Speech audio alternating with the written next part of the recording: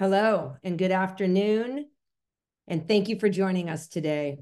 My name is Susan Evans, and I'm honored to welcome you to today's webinar with UCSF and the Department of Aging. I was fortunate to have joined their team in DC for an event with AARP and the power of music, specifically in a dementia community. It was inspiring to witness the science behind music and the positive impacts. Thank you, Kensington, for supporting these powerful educational events for our aging community. I was introduced to Kensington in 2015. Our family made the difficult decision to move my father to Kensington in Northern California.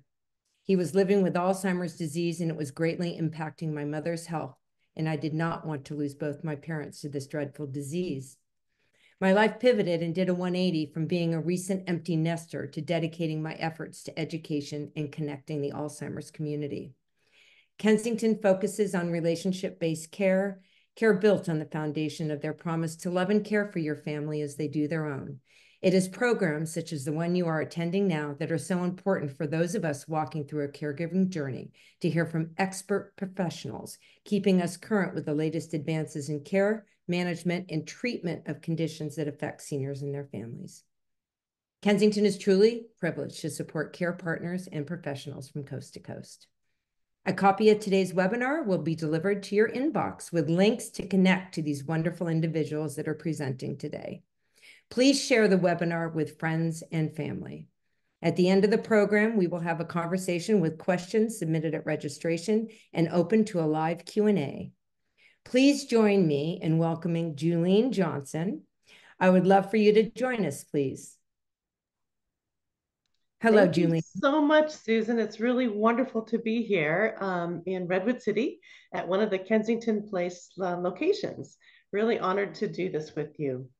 And Julene and I were in Washington, D.C. together, and we both witnessed from presentations and conversation and really the power of connecting people that want to change this, dementia outcome. The music is such a powerful influence in their lives. So Julene, share a few words about yourself, and then please, we look forward to your presentation. Thank you. Thank you again, Susan and Kensington Living. We're really happy to be here, and just a very brief overview of who I am. I'm by training, I'm a cognitive neuroscientist, which means I study cognition or thinking abilities in brain in older adults with and without dementia. But my undergraduate degree was in music, both in performance and in music therapy. And so I have always kept music research as part of the research that I do at the University of California, San Francisco, at the Institute for Health and Aging. So I'm going to share my screens and I'll jump right in to talking about the power of music in this context. Let me get it into screen share mode. How's that? Can you all see that? Okay, so the title of the session that I'm going to do is called The Power of Music for Aging Adults with Dementia. And I want to acknowledge that this is coming from the Music and Dementia Research Network, which is a collaborative research network that's funded by the National Institute on Aging. But we also have support from the Brain Center, which Pepe will talk about, and UCSF. So thank you again for being here. So I thought I would just give a brief overview. As you all know, dementia is common, and approximately 5.8 individuals live with dementia. And this is something that, as an American, we think about and people are concerned about it, but in treatments, they have had limited benefit thus far. But we know that music is an incredibly promising non-pharmacologic approach to persons who live with a dementia. So this is what I'm going to talk about today. What is the science about that? Why are we doing that? And so you can take away some lessons for your family and community and hopefully spread the word of the importance of music. So this is a little bit of a busy slide for webinar, and I'm not going to go into detail, but I want to tell you that this infographic is going to be available through the AARP Brain Health Action website very soon. we worked with AARP to try to come up with an easy infographic for families so that music becomes a part of your journey in the context of dementia. And we want you to think about music at every step of the way, and it's there for you to lean on. But again, I'm not going to go into a lot of the details, but please know that this should be available on their website soon. So first of all, I want to share that one of the reasons why I think music is so powerful in the context of dementia is that music is processed by multiple parts of the brain. And on this slide here, you can see a bunch of color dots and a slice rendition of a brain.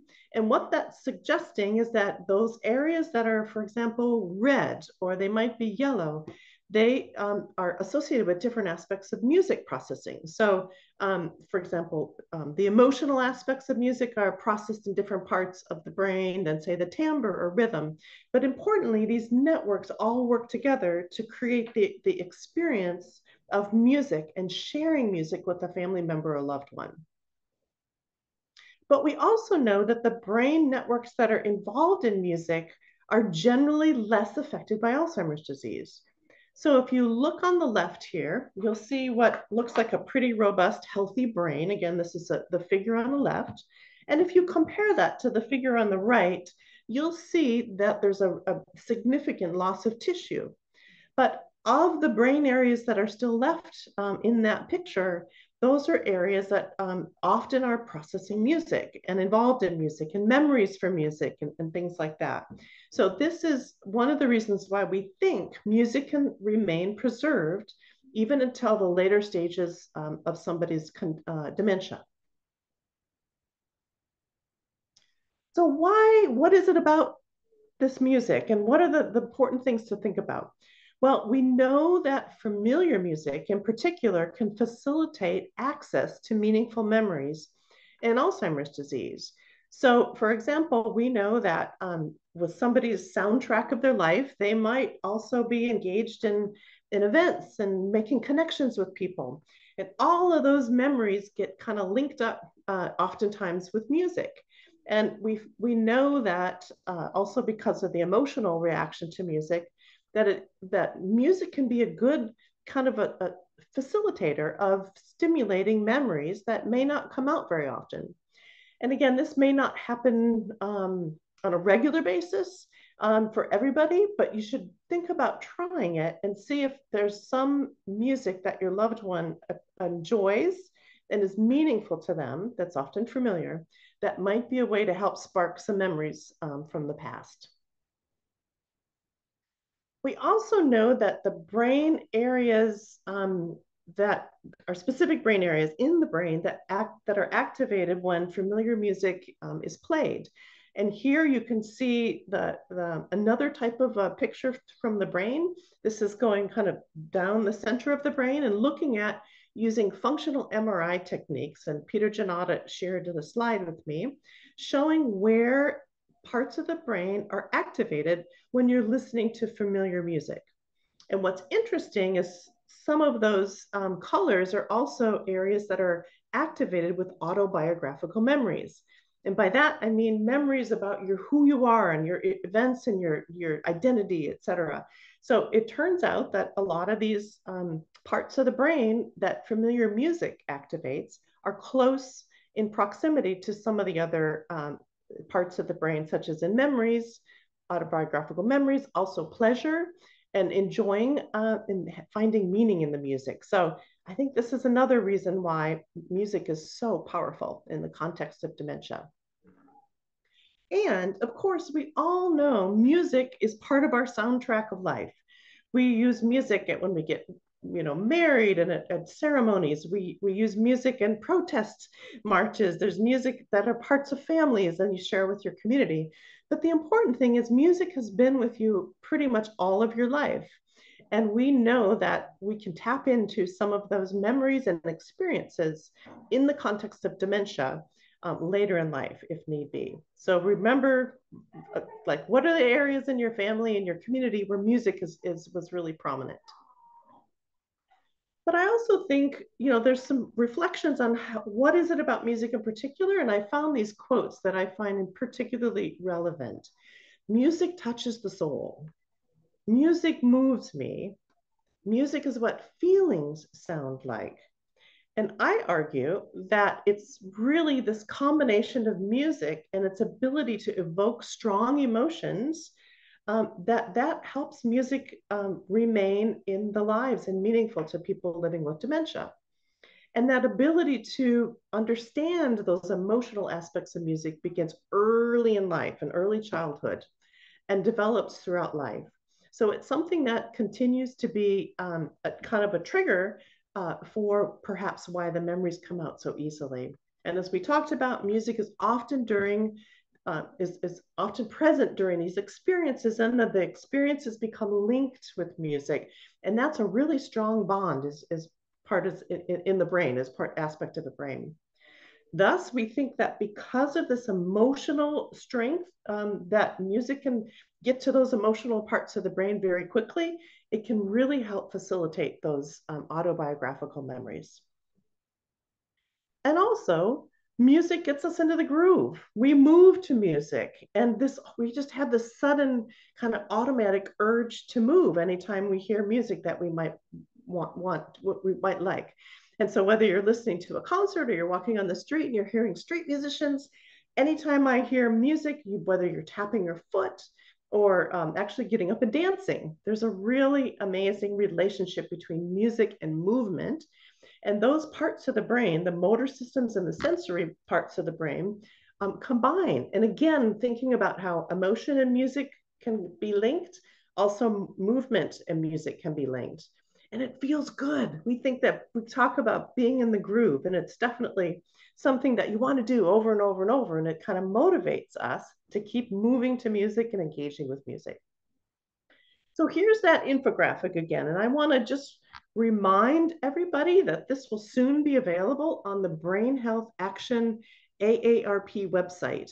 You will have this in your slides, but we're just about ready to launch this. And you'll see in each of these columns here that are different colors, there's some suggestions for how to engage with music, say if you're caring for a loved one at home. What about your caring for a loved one and your family in the community versus assisted living or perhaps a nursing home? And the point is that we want you to have music as part of your dementia journey in every single step. And so we also plan to build out more details of each of these buckets so that we will have a little bit more concrete examples than just an infographic that you can share with your friends and family. But essentially, we want you to help work with a person to identify their soundtrack of their life. And that can happen with all family members, community members, and learning about the history of somebody's engagement in music.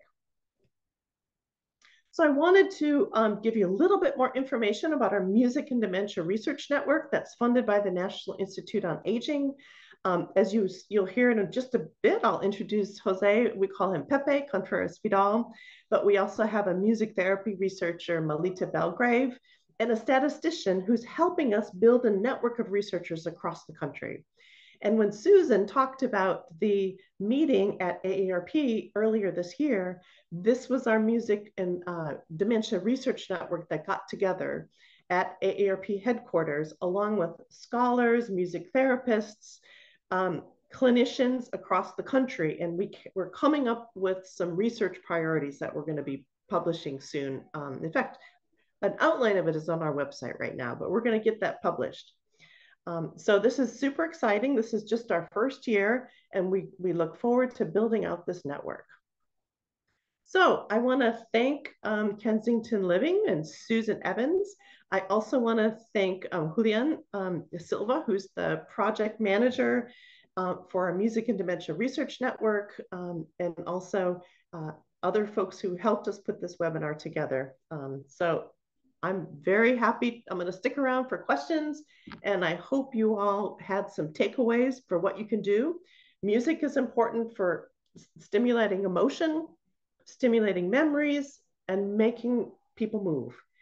And if you can use those concepts, I think, and think about the soundtrack of life of your family member with those 3 tips, and then thinking about the science of the brain behind that, I think you're off to a good start to advocating for music and at every step of the dementia journey.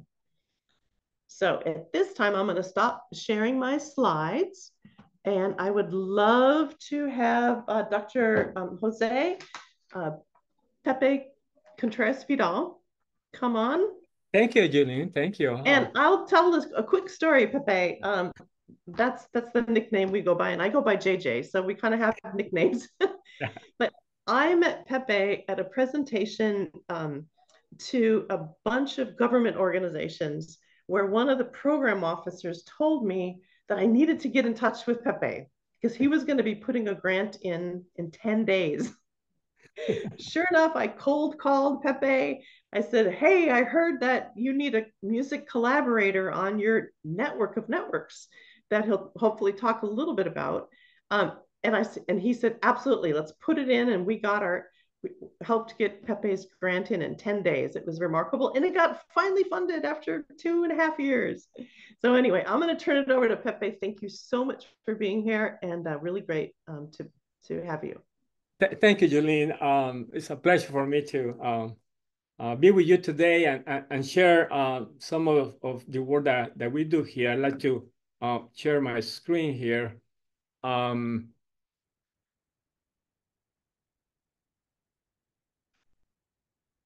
With sound. Okay. So I'm a engineer and neuroscientist by training, so a neuroengineer. So I use engineering tools to understand, study the brain. And my hope today, my goal today is to tell you a bit about the potential of neurotechnology to understand music and dementia. I'm a professor of electrical, computer and biomedical engineering at the University of Houston. I'm also the director of the NSF Brain Center, which is an industry university government partnership to develop neurotechnologies to improve the human condition. And I'm very thankful to my collaborators and NIH for sponsoring our research and also our outreach activities. So as Jolene mentioned, I think we all agree that music can change our mood and feelings. It can bring back very powerful memories. It can heal us, console, and even promote bonding with each other. And to me, that means that music, is a powerful neuromodulator of brain networks. Through music, we can affect our brain. And the idea is that through the use of neurotechnology, we can help understand how music gains access and can change the brain in different conditions. And my hope is that with this type of collaboration, neurotechnology can help to personalize music to promote brain health, increase brain fitness and well-being, and also treat conditions through music prescriptions. And so let me tell you a bit about this. So as Yulene mentioned a few minutes ago, music is processed by multiple networks in the brain. So we're talking here about a network, right? Different parts of the brain that, that are connected, some directly and some indirectly, right? They communicate through neural signals and also different neurotransmitters that modulate the activity of neurons in those areas. And so this is a very important piece of information. What these graphics cannot tell us is how they talk to each other, how these blue and red dots are related to each other, when they're activated when we are listening to music. So brain scanners such as fMRIs, functional magnetic resonance imaging, which is one of the modalities that have been used to map the brain, they do not measure the temporal dynamics. They do not tell us how these signals change over time as we listen to the music, and therefore they provide an incomplete account of brain function. So just imagine just landing to the airport in DC, right? And you want to take the metro to go to AARP. What do? Well, you probably is gonna look for where the metro stations, and you know that they are somewhere, but you don't know exactly where. So you walk around, and eventually you find an entrance, and look for a map of the metro, right? And trying to figure out which station, which node to get in, and then on which node to get out to get to your final destination, right? So you can consider these different pathways as the pathways of communication, right? When you are navigating, DC. Well, in the same way, we have pathways in the brain that representing different parts of the brain, different brain areas, and they are connected in some particular ways, just as the method is, right? But still, with this information, we still don't know, how long it will take to get from one place to the other, and what time the signal will arrive, the metro will arrive to pick me up. So there's additional information that is needed, right? So we go and consult the timetable of the train schedule. Then we can see different ways to get the target station, right? We know how fast they come and they go depending on the time of the day. This is information about the timing, right? The scheduling of the signals moving from one station to the next. And so when this great technology, fMRI, can tell us about what parts of the brain are activated, in this case, when listening to familiar music, it doesn't tell us the whole picture. It doesn't tell us how these areas talk to each other, right? And this is a reason for bringing a different type of neurotechnology to give us a complete picture of how the brain works, and in particularly the brain dynamics. So we want to know how neural communication between these brain areas occur. And so we have been conducting studies using electroencephalography, or EEG. And you can see here on the image on the left, there are 3 musicians all wearing a brain cap with many sensors that are listening to their brain. And on the right, you have the top 2 traces represent how they move their eyes, the horizontal and the vertical eye movements. And the next 5 traces represent the brain activity that is being recorded as they play. From the front, F, to the back, O, is the visual areas. And then, the last trace represents the sound that they are creating, right, as they play. Now, so these sensors can be used to add the temporal dimension to the fMRI information. So now we can get both location and dynamics. And this is really important to understand how the brain works, how it changes, how music can change the activity of these brain areas over time. Now, let me give you an example of this. Is an example of a recording.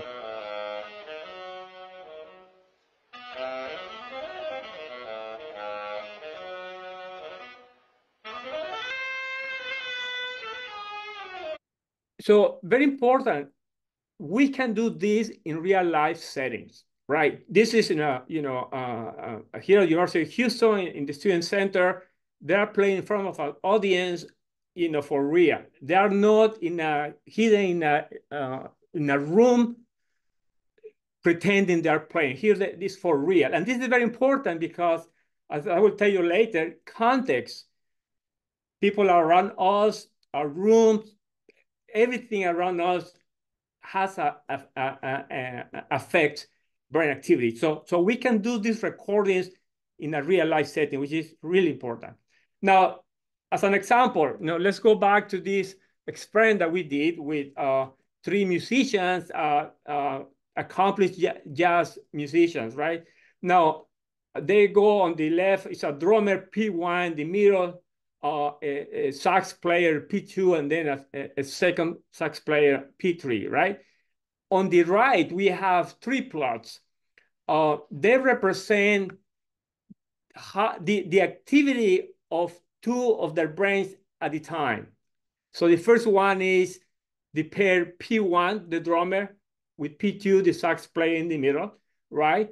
And when they are playing together, you know, and they are improvising together, they are feeding each other information through the music, through the body movement. You know, you will expect their brain also to be synchronized, right? And on the middle panel, you have P1 and P3, and on the last panel, P2 and P3. Now, what you can see at the top panel is that on the first segment, P3 starts playing and the other two are quiet. And then P1, the drummer joins, starts playing. And then on the last segment, all of them are playing. Now, this plot represents the interbrain synchrony between P1 and P2, right? That means when both of them are playing, and that happens only in the last segment, right? When we have P1 already playing and P2 joining.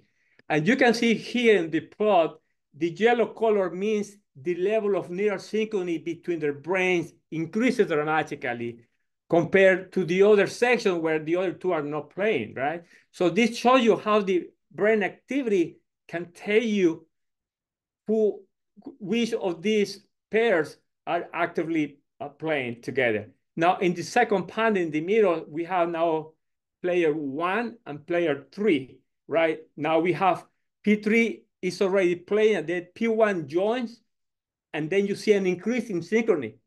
And then when P2 joins, the other two are still playing. So we still see high synchrony, right? So in this case, that synchrony you can see visualized in real time. The last panel, we have P2 and P3, right? Remember, P2 joins at the end, and P3 joins first. So you see synchrony only at the end when P3 when P2 joins, right? So this is an example of how you can use this type of brain scanning that captures exquisite time dynamics of brain activity to understand an aspect of brain function.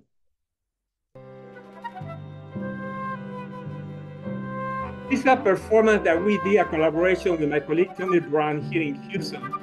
This is actually a live performance with a professional musician.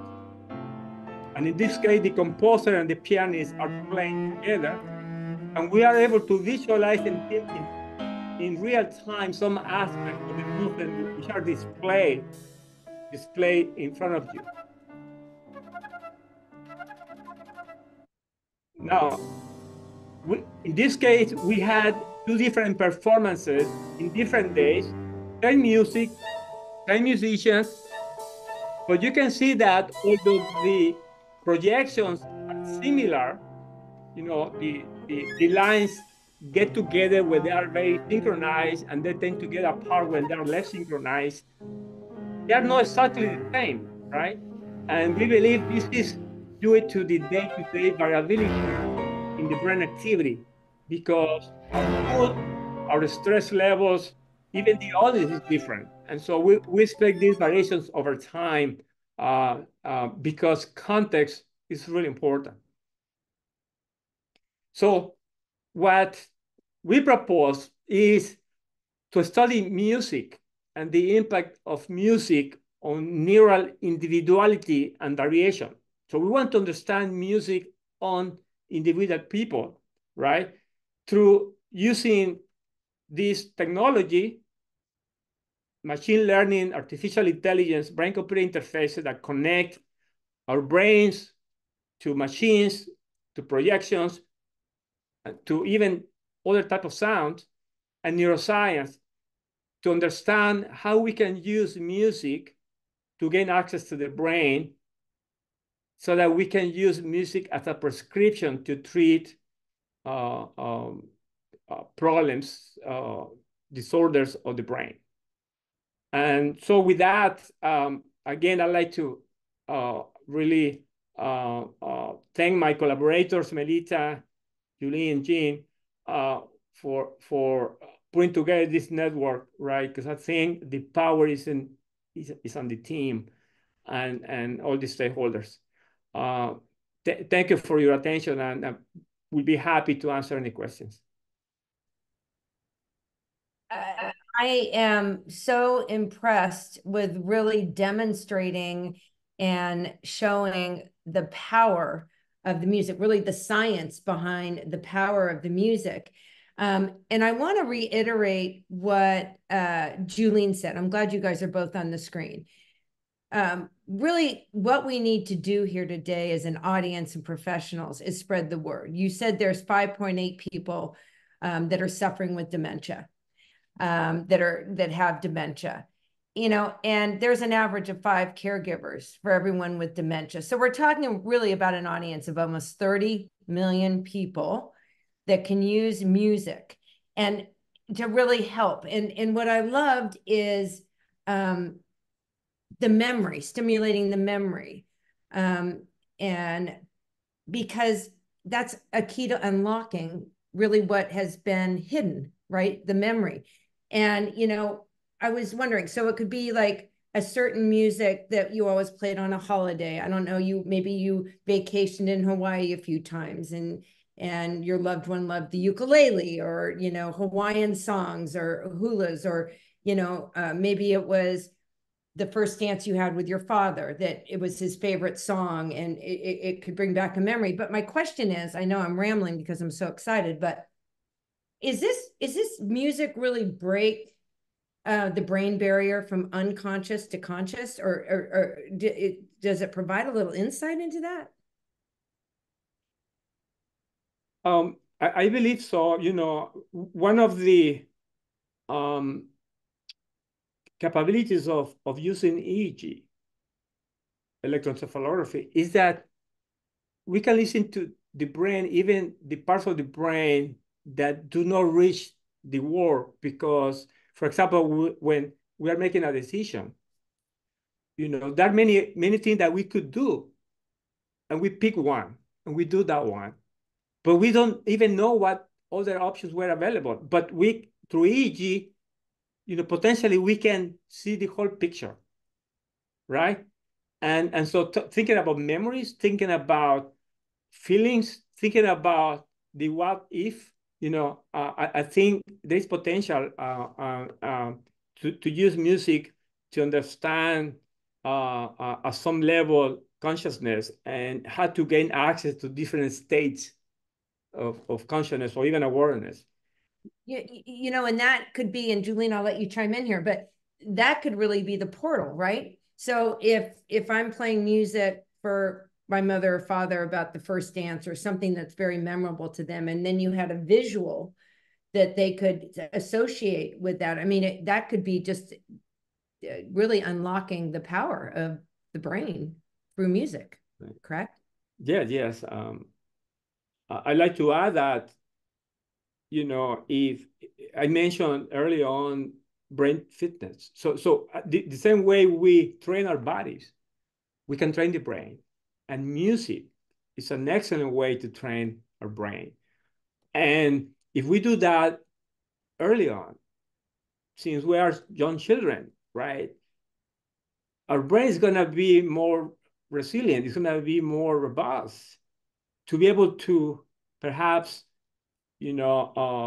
protect us to some extent from these conditions, right?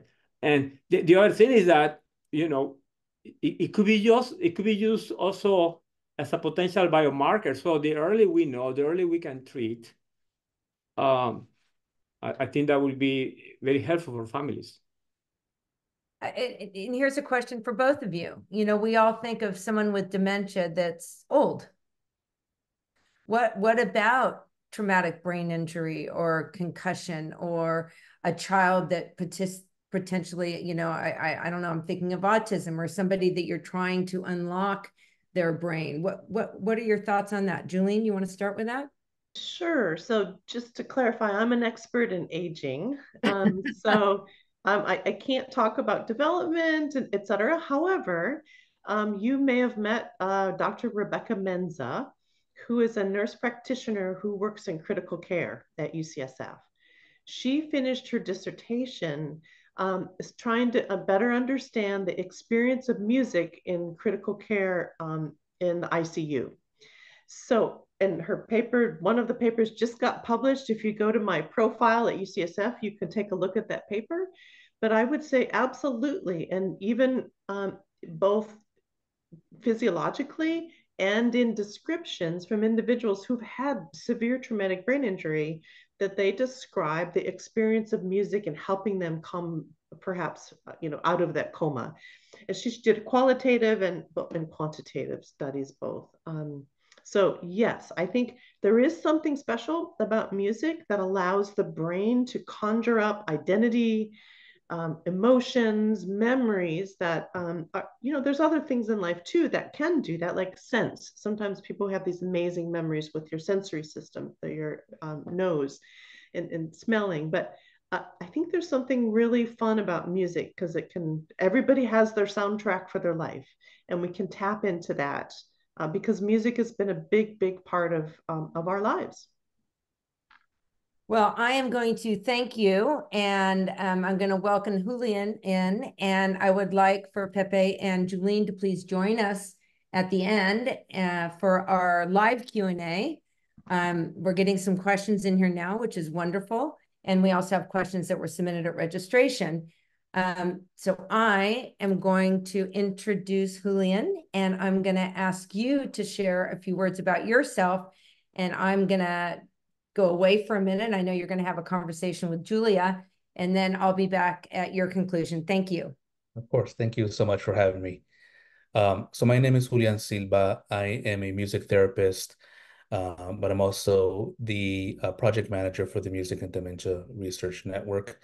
I'm honored to be here, to be included in this panel, to be able to talk to everybody who's watching, whether they be professionals or individuals in the community. I think it's very important to disseminate this information to as many people so that we can better improve the quality of life of our family members. So with that being said, I wanted to introduce our next speaker, who is Julia McCarran. She is also a music therapist, but also the director of creative arts therapies at Kensington in Maryland. So welcome, Julia. Thank you for being here. And I guess what I wanted to ask you is kind of get a perspective of the boots on the ground. And then maybe you can tell us a little bit about the work that you do at Kensington, and tell us about how you use music with older adults. Thank you, Julian.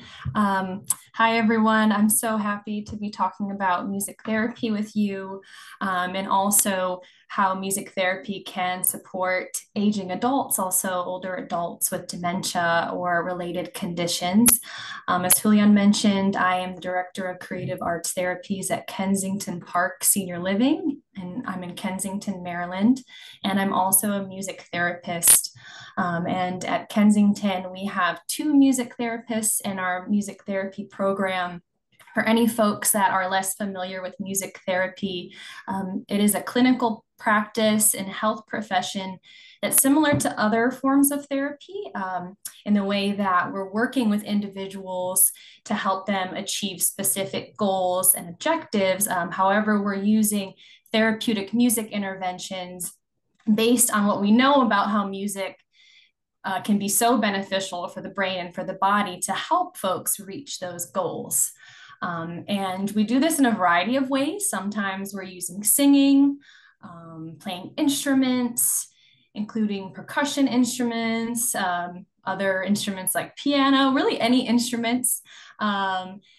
We might be doing music-assisted relaxation, songwriting, and music. The music making can be very active sometimes, but sometimes also music listening can also be, and discussion can be very engaging. So at Kensington Park, our music therapy team is really part of the overall care team for each resident and the family. So we collaborate closely with our nursing team, our care staff, our activities, to find ways that we can support not only our residents, but our families through music therapy. So we work with some of our residents one-on-one, and then we also have music therapy groups. And we provide music therapy throughout our community and our memory care, and our memory care community, as well as assisted living and also independent living. So I wanted to talk about just a couple ways we support a lot of our residents. And a big area is supporting our residents with improving their mood. So if you have a loved one with dementia, you might know that, sometimes folks can struggle with agitation or anxiety, and music therapy can be a huge support and being comforting and calming, especially during those moments when someone might feel really confused or agitated or restless or wandering. There's something that can be so comforting about hearing a familiar song you might remember from your childhood or your teens, and then just feeling like who you are, you start to remember things, and it can just be so calming. So that's a really big way we support our residents through music therapy, is helping with improving any symptoms of anxiety and depression. Another big way we support our residents is just encouraging social connection.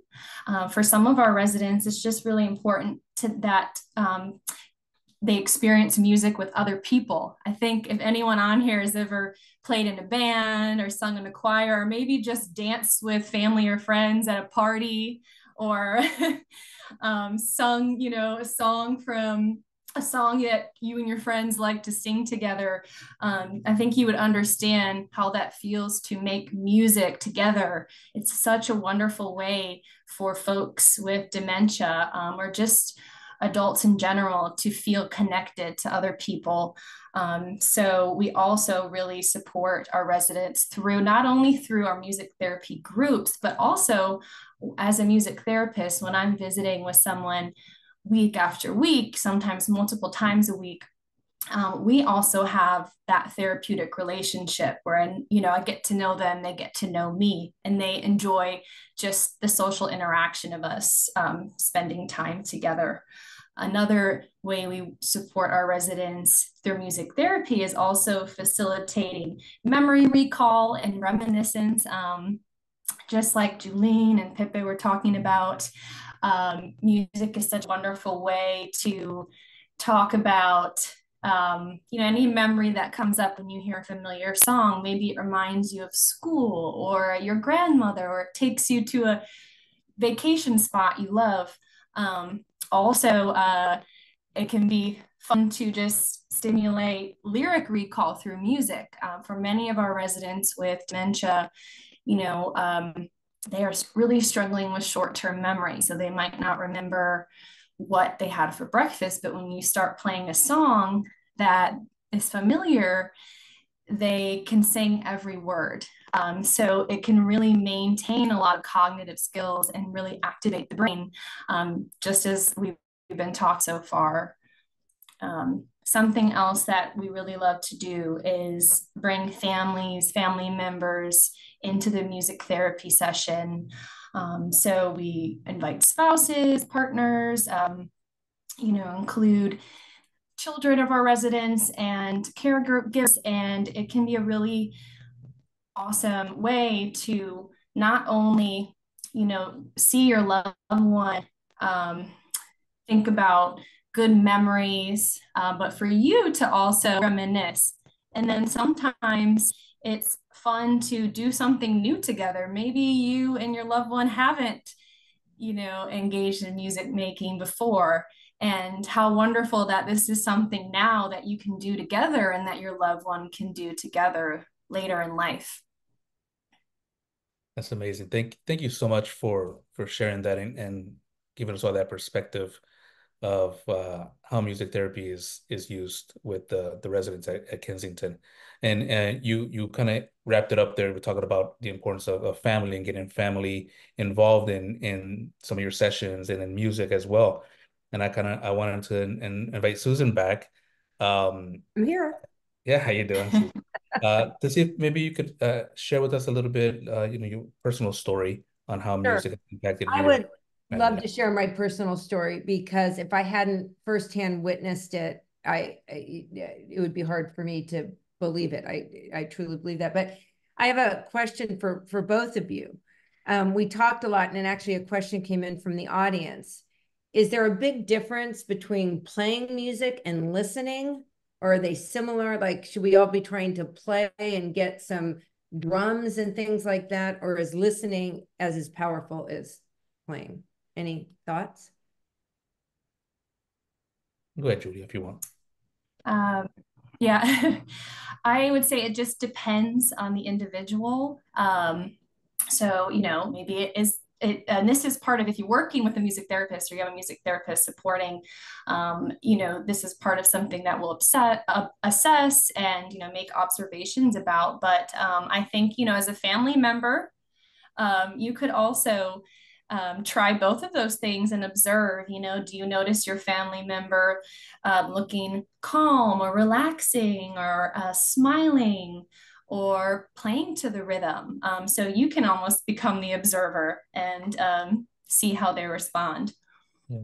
I would add to that and just say that, music has the ability of helping with psychosocial and emotional things that are going on, but at the same time, it could also help physical. So being actively participating in music could also serve as some sort of exercise, body movement, getting blood circulated, getting joints moving. So active music participation is always encouraged. It's not required, obviously. Depends on the person, but yeah, I would say those are the two big differences. The gentleman, Victor, that asked the question, he says he enjoys listening to music and maybe will drum along with it. So it's more of an active participation that we were talking about before, active participation. And that brings up another question, and then I'll get into my story, because one of the questions was, and I think we all just answered this, but I'd love to hear your thoughts, both of you. Can music help with sundowners, sleep, and appetite? So I am not aware of the research related to appetite. And I'm just speaking from my work as a music therapist. Sometimes when I do have residents who are, appear agitated around that time that sundowning occurs, music therapy can be a great support and comfort, especially, not only the music, but having someone with you and you're doing it together. So that's been helpful for residents. And also, there are some elements to music that can be really calming, slower music, softer music. But again, like we've mentioned, everyone responds to music differently. So I think it can definitely help folks with both of those things.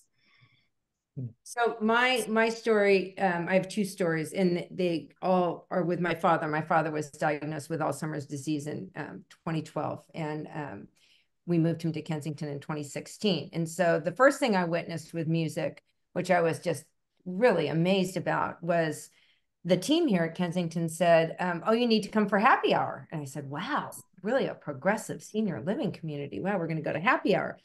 And I didn't realize until I actually joined my father for happy hour at 4 o'clock, the interaction between everybody is smiling, everybody is interactive. It's live music every day. They are dancing, they are excited, they are singing, some people are drumming. It's so interactive, and it goes on for an hour. And I said, why do you have happy hour at 4? And they said, well, there's a reason behind that. Because they're up dancing and singing and everybody's very happy. It actually did improve their appetite because they go from happy hour to dinner, and people are happier socially. And it has increased their appetite. So that was one of my first eyewitnesses to the power of music. And I would say that the lights just went out in here. I would say the other thing that I witnessed, and I'm going to give a plug here to hospice, because when my dad he was on his last years or last year of Alzheimer's disease. And the Kensington team said, you should talk to someone in hospice. And I said, oh, we don't need hospice. Hospice was just a word that I feared. I said, we don't need hospice. We're okay here. And they said, we really encourage you to meet with someone. They can be very helpful. And one of the things that hospice offers, they said, you know, we can come play music with your dad. And my dad loved Somewhere Over the Rainbow with Iz. It brought back his memories with my mother, with his family, with his grandkids. And my dad could not walk, talk, or feed himself, and really was not responding to touch or any type of human emotion. And this wonderful girl, Candace, came in, I'll never forget it. And she said to me, what's your dad's favorite song? And I said, you know, the Iz song, Somewhere Over the Rainbow. And she got her guitar out. And my mother and I were sitting there. And my father, who has had no expression at all on his face, was listening to the song, and tears were streaming down his face. And I thought, that's the first time in years that I had any type of I felt like I just wanted to grab that and take it with me home, because it was so incredibly emotional for us, but it was the most wonderful, wonderful experience I've ever witnessed. And, you know, that was firsthand. And I wish I had videoed it, although, you know, when you get your phone out and then you kind of lose the moment. And I was too emotionally ingrained at this point because I was sobbing. But that was my personal experience. And I hope everybody that's on this webinar can share with friends and family and have the same experience with their loved one, because dementia, especially advanced stages of dementia, is brutal. It's absolutely the hardest thing I've ever witnessed in my life with my dad. Thank you so much for sharing that, Susan. I did have a question for you. Did your father have any experience with music? Was he a musician? Oh, zero. Absolutely zero. Tone deaf, never played an instrument. We were not a musical family. So the fact that he gravitated towards this, he loved two musicians in life, Barbra Streisand and Iz, and that was it. And he'd get in his car, and, you know, those old 8-track cassettes, I'm totally aging myself now that you'd slip into your car. He would just crank the music, and he loved them. And so I started playing Barbra Streisand and all the Iz music. And it made our visits so much better for me. And I know for him. And that's why I asked the question to Pepe and Julene is, I wish I had brought pictures that would bring back that memory. I don't know, a picture of when we were at we went to a Barbra Streisand concert. I have a picture when we went, or, you know, when he was listening to Iz at our family reunion and he cranked it on the stereo. So I'm really encouraged by everything that we're talking about today. So thank you. Thank you for letting me share my story. Thank you for sharing. It was an amazing experience for me. But let's go ahead and welcome back Julene and Pepe. And here we all are. Thank you all so much. And I had a question in here, and I think we already answered this, but this really goes to the question is directed to Pepe, and that is there a difference between listening and playing? Because the videos you showed of people playing, but is there any difference there? Yeah, I mean, when you are playing, yeah, you're recruiting the motor system in very unique ways, right? So that's adding more activation, right? It's recruiting additional areas, perhaps. However, when we are listening, we tend to move, right? And so there's movement there too. I think it will depend on the person. I think I would say that if you are with somebody dancing to the music, then you are adding the rewarding properties, the social interaction part. So I would say listening with purpose, active listening is great. If you add the dancing part, I would think it would not hurt. It could be better, right? And if you're doing it with somebody else, with a family, with a partner, with a friend, I think that would be the idea. Okay. And the thought too, I love this comparison. It's like the difference between watching a tennis game and playing a tennis game. It's a very different experience, and both are really fun, but you might have a little bit more engagement and synchrony, etc., with other people in your social sphere. So buying my grandchild all those little instruments that we play all the time is a good thing. Yeah. Okay, good. Two other questions, and anybody chime in. Someone is wondering, is there a programmable device, earphones, that they could actually program with their loved one's favorite music? And I suspect there probably is, but I have no idea what that might be. I mean, sure, I think there are commercial devices where you can, create your own list, right? And play back that, right? I think here at the Brain Center, we are developing technology that would use AI to generate novel music to you, but that we know has a beneficial effect. And so that technology is coming, I think. But yeah, so I think the short answer is yes. I think you can do that. And then I love this idea. This is from someone anonymous, but he or she says, I love music and I want to journal about the soundtrack of my life. Can they hire like a music therapist that can help me journal my life through music, and do that ahead of time? Like, why not do it when you can? I mean, there's a lot of people that can develop dementia. There's over 200 types of dementia. So that might be a fun little project. Any thoughts on that? Somebody has a thought on journaling your thing. Julia? Well, I just wanted to encourage everyone just to know music therapists, can support folks of any age, with various goals through music. And I know I saw Julian may have something to add to this. Yeah, I was just gonna say, I think that's a great idea. I would encourage people to do it on their own. I don't think they need a music therapist to help kind of catalog whatever songs they like. I will say that the information that you do put together in journal would be helpful once you do have a music therapist working with you. It's something that your family could use as well if you get to a point in life where you're unable to communicate. And if your family has a journal, has that information, that's really good information to share with the music therapist. So like that we could really more precisely use music with the patient, kind of know exactly what kind of feelings the person had with the music, especially if they go really deep into the journaling. I think it'd be very beneficial. Okay, so we're out of time, but I'd like to end with one takeaway for the audience from each of you, and I'm going to start because I have the mic.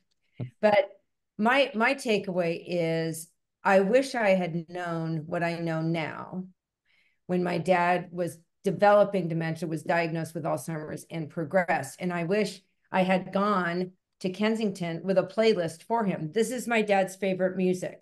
So being proactive wherever a caregiver is helping take care of him. Maybe he's going to an adult daycare for dementia. I don't know what the program is, but to share their familiar music with who's ever caring for them. Julian, do you want to go next? Sure. I mean, the last question was kind of geared to what I was going to say. It's just encouraging people to talk to their family members and to journal what they think their soundtrack is. I would also encourage individuals to find out what music therapy programs are in the area that they're in, and to help support programs and to encourage different institutions, hospitals, organizations to have music therapy services for everybody there. And Julene? I strongly recommend folks go to Brain Health Action. It's an AARP collaborative, and download that infographic when we have that available shortly. You can use it and come back to the website and look for more resources about how to use music through your dementia journey. And of course, you can follow us on social media for our research network. That would be great too. And spread the word. And Pepe? But I actually have two. So okay. One is, listen with intention. Listen, as you taste wine or have a dish, right? Analyze, enjoy the music, try to dissect, how it feels, the memories and all that. So with intention. The second one is explore new type of music. The brain likes novelty. So non-Western music, African music, you try different music so that it can reach out to different parts of the brain that do not normally see it. Love that. And Julia? If you're a caregiver of someone with dementia, or if you have a loved one with dementia, I would just encourage you to, find ways to enjoy music together. Just find one way. It can be, very difficult to care for a loved one with dementia, or watch them, struggle with the disease. But you're not alone, and there are a lot of ways that you can support your loved one, and some of them are enjoyable, like music. In music, not beyond music therapy, but just musical experiences in general are such a wonderful way that you can support your loved one. So whether it's finding something to listen to together, or to dance together to a favorite song, or finding a local concert, I would encourage you to try to find something that you can experience together. And I have an idea, another takeaway. And a lot of communities during the summer or the spring months have music in the park, or there's these musics in the community. I am going to our communities, and I'm going to say, when you put on those posters, can you put dementia friendly? Because, if we put dementia friendly, it will encourage people to come. So with that, I'm going to say thank you so much. Good afternoon to those on the West Coast, and good evening to those on the East Coast. And we really appreciate your support. And thank you to UCSF, the Department of Aging, and Kensington Park, and Julia for joining us today. Thank you. Thank you. Bye. Thank you.